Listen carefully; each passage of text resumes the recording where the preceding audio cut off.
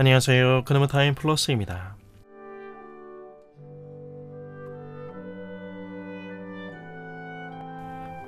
(2020년) 새해에도 시간은 참 성격이 급한 것 같습니다.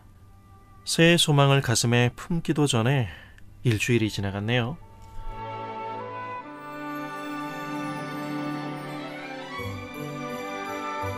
언제나 새해라는 시간이 품는 시작이라는 자리에 서게 되면 우리는 다가올 미래에 대한 한껏 부푼 기대와 함께 동시에 미지의 시간에 대해 느끼는 모종의 불안감을 발견하곤 합니다.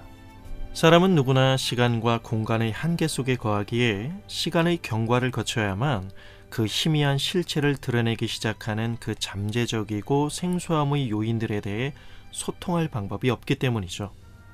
이로 인한 대비책이 미비할 수밖에 없는 상황 속에서 다만 그 불편하고 반갑지 않은 단어들이 우리의 삶에 끼어들지 않기를 바랄 뿐입니다. 솔직히 말하자면 우리는 2020년 이 새롭게 시작된 시간 속에서도 그 결과의 여부를 확신하고 보장할 수 있는 것들은 아마 손에 꼽을 정도일 것입니다.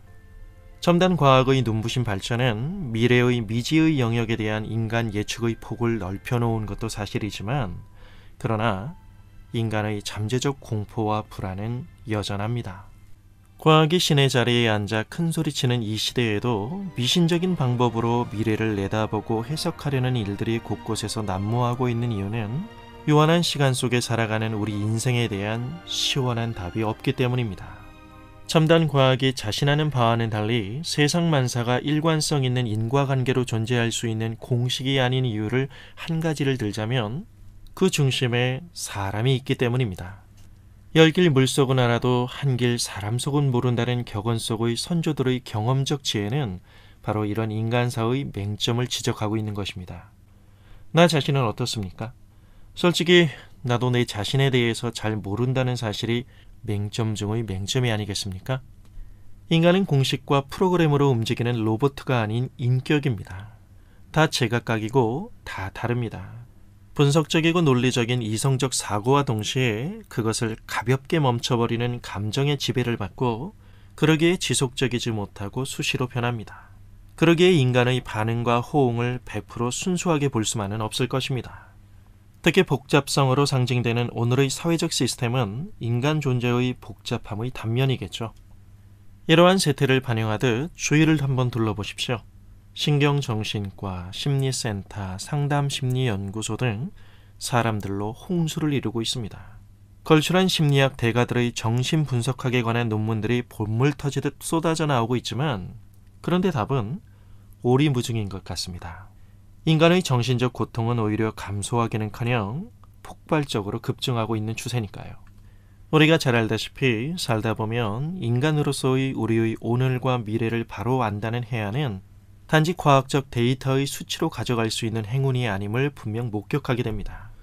물리적이고 물질적 원인만이 인간의 주를 이루고 있는 것이 아닌 하나님의 형상이 우리의 인성에 새겨져 있는 영적인 존재라는 사실에서 우리는 이 문제를 조심스럽게 바라봐야 하지 않을까 싶습니다.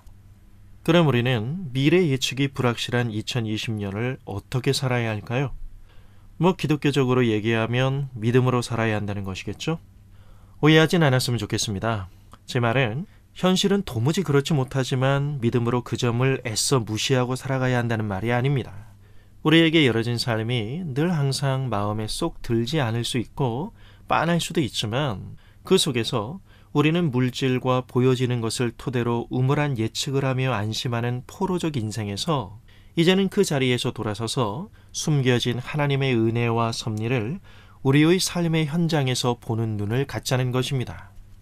결국 믿음으로 전체 그림을 본다는 건 우리가 만들어 놓은 시나리오 속에서의 조건의 문제가 아니라 인생의 주인이신 하나님을 얼마나 아는가에 대한 신뢰의 문제이거든요.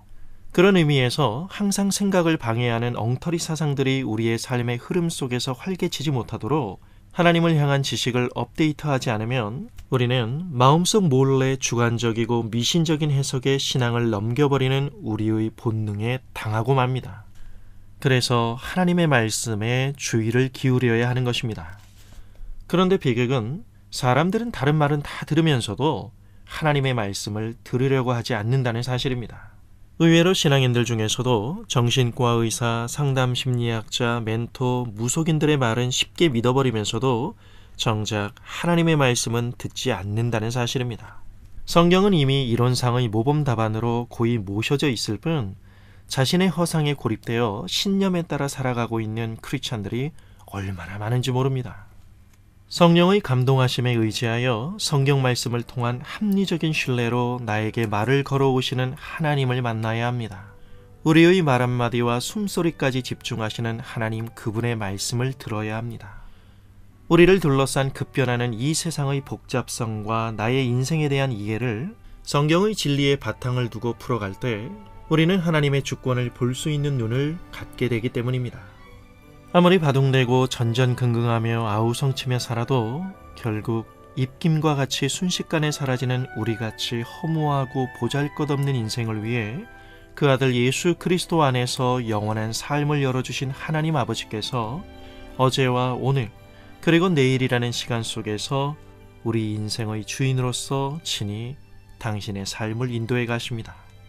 내일이라는 시간에 담길 내용이 무엇인지 우리는 알 수는 없지만 한 가지 분명한 사실은 어제보다 더 나은 내일을 바라는 우리의 마음의 크기를 훨씬 더 넘어서는 하나님의 신실하심의 크기가 우리의 삶을 가득히 채우고 있다는 사실입니다.